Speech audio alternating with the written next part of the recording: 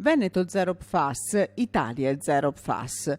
Dovrebbe finalmente diventare realtà la prossima settimana un provvedimento a più riprese invocato dalla Regione, così pesantemente colpita dall'inquinamento da sostanze perfluoroalchiliche. Più di 80.000 le persone residenti nei cosiddetti comuni dell'area rossa e costantemente monitorate.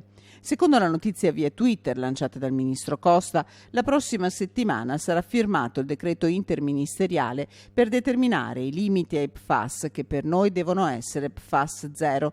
Questa è una battaglia che stiamo combattendo anche in Europa. Gli fa eco la Regione Veneto attraverso l'assessore all'ambiente Giampaolo Bottacin. Benissimo, in Veneto non aspettavamo altro.